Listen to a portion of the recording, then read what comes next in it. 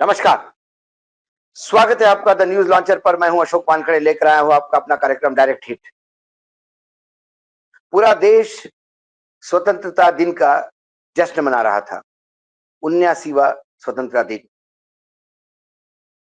और इस दिन के उपलक्ष्य में प्रधानमंत्री आदरणीय नरेंद्र मोदी जी अपने 12वें भाषण की तैयारी करके लाल किले के प्राचीर पे आए। एक लंबे उद्बोधन में उन्होंने 2014 से लेकर आज तक तमाम उपलब्धियां गिनाई। 2047 का रोड मैप दिया और देश में राम राज्य स्थापित हुआ है, ये रेखांकित करने का प्रयास किया। उनका भाषण का पोस्टमार्टम बाकायदा न्यूज लॉन्चर ने किया है। लेकिन आज डायरेक्ट हिट क्यों कहते हैं? कुछ ऐसी मानवीय मूल्यों की कहानियां होती है जो आम जनता के सामने लाना जरूरी है, क्योंकि पामेरियन मीडिया जहां जश्न मनाने में या महिमा मंडन करने में लगा रहता है, वहां खबरें छुप जाती है। जब प्रधानमंत्री लाल किले के प्राचीर से आयुष्मान भारत की जो योजना का बखान कर रहे थे और कैसे स्वास्थ्य सेवाओं का सुधार हुआ इस देश में 2014 के बाद, इसका बखान कर रहे थे, उसी समय उत्तर प्रदेश के बांदा में एम्बुलेंस नहीं मिलने के कारण एक जुगाड़ गाड़ी से 62 किलोमीटर दूर से, जो बाइक का जुगाड़ होता है, उस पर पेशेंट को भर्ती करके लाया गया।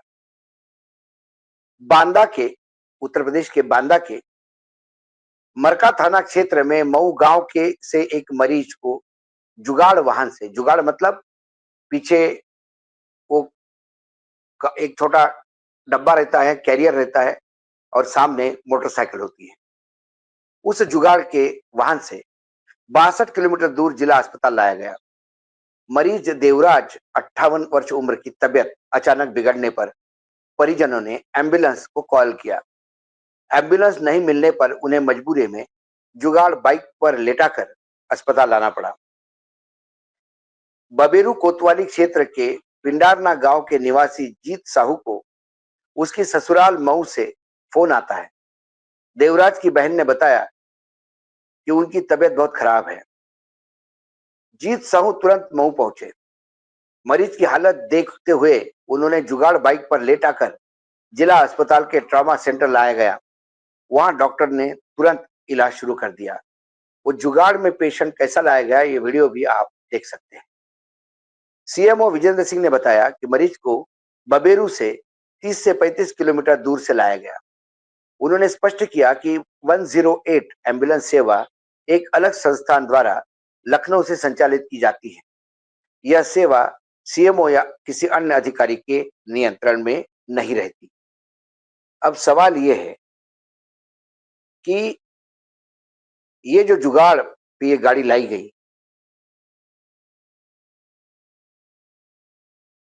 ये एम्बुलेंस सेवा होते हुए भी ऐसा क्यों हुआ? बारिश और नेटवर्क की समस्या के कारण 108 सेवा से संपर्क नहीं हो पाया। सीएमओ ने कहा कि ये वहां से संचालित होती है, इसको हमारे हॉस्पिटल से कोई लेना देना नहीं। बारिश और नेटवर्क की समस्या के कारण कॉल कनेक्ट नहीं हो पाया, यही बार बार बताया जाता है। देवराज जो पेशेंट है, उसके जीजा हरि ने बताया कि उन्हें फोन पर सूचना मिली कि साले की हालत गंभीर है। मतलब बहन ने सूचना की अपने भाई को कि भाई तुम्हारे जीजा की हालत बहुत खराब है, मुझे कुछ समझ में नहीं आ रहा है, तुरंत आ जाओ। तो फिर उन्होंने वहां जाकर, वो 62 किलोमीटर दूर बता रहे हैं सीएमओ, 30-35 किलोमीटर बता रहे हैं। चलो, सवाल 30-35 या 65 का नहीं, सवाल है मरीज को समय पे एम्बुलेंस नहीं मिलना, जिस एम्बुलेंस सेवा पे करोड़ों अब्जों रुपए खर्चा होने की बात होती। यदि वो एम्बुलेंस के लिए इंतजार करते तो शायद देवराज का बचना मुश्किल था। अब सवाल ये है कि प्रधानमंत्री ने जो कहा लाल किले के प्राचीर से कि हम एक राम राज्य की स्थापना कर रहे हैं और इसके बाद अब स्वास्थ्य सेवाओं से लेकर तमाम सेवाओं पे मतलब 5 लाख का फ्री इलाज, सवाल अस्पताल जाने की व्यवस्था तो हो। हमारे नितिन गडकरी जी बड़ी-बड़ी बातें करते हैं कि हम दिल्ली से मुंबई जाने का रोड है, लेकिन कई क्षेत्र ऐसे हैं महाराष्ट्र में, जहाँ ग्रामीण क्षेत्र में रोड ही नहीं। ये तो जुगाड़ को एम्बुलेंस बनाया। महाराष्ट्र के दूर दराज के क्षेत्र में एम्बुलेंस चली। एम्बुलेंस और एम्बुलेंस में फ़र्क ये है कि 2 बाम्बू के बीच में धोती या साड़ी को बाँधकर एक झू एक झूला बनाया जाता है और उसमें मरीज को लिटाकर 4 लोग या 2 लोग अपने कंधे पर उस झूले को उठाकर भागते हुए कीचड़, पानी, जंगल से होते हुए अस्पताल जाने का प्रयास करते हैं। ये कई क्षेत्रों में रेगुलर कांसेप्ट है। 75 साल की हम आज़ादी का जश्न मना रहे हैं। देश को 75 साल हुए, इसके लिए अमृतकाल का सेलिब्रेशन होता है। लाखों करोड़ों रुपए विज्ञापन में चले जाते हैं। लेकिन वास्तविकता क्या है? आयुष्मान भारत में जिन अस्पतालों का एनरोलमेंट है, क्या वहाँ पर्याप्त सुविधा भी है? कई जगह ऐसे अस्पताल भी है कि वहाँ इक्विपमेंट है लेकिन लाइट ही नहीं आती। तो इक्विपमेंट चलेंगे कैसे? वो कबाड़ा हो गए हैं। कई जगह अस्पताल है, पैसा नहीं, फंड नहीं है, तो डॉक्टर अस्पताल चलाएगा कैसे? कई जगह फंड है, बिल्डिंग है, लेकिन डॉक्टर नहीं है, तो फिर अस्पताल को देखेगा कौन? कुल मिलाकर लोगों को ये मजबूर किया जाता है कि वो प्राइवेट हॉस्पिटल में भागे। प्राइवेट हॉस्पिटल्स हमारे यहाँ सेवा कम, मेवा ज़्यादा है। वो एक बिज़नेस हो चुका है और आम आदमी के हाथ से अब बीमारी का इलाज करना भी दूर की कौड़ी हो गई। और ये मैं नहीं कहता। हाल ही में इंदौर में सरसंघ चालक जी ने एक कार्यक्रम के दौरान ये बात कही, मोहन भागवत जी ने, कि शिक्षा और स्वास्थ्य ये भारत में आम आदमी के पहुँच के बाहर चले गए हैं।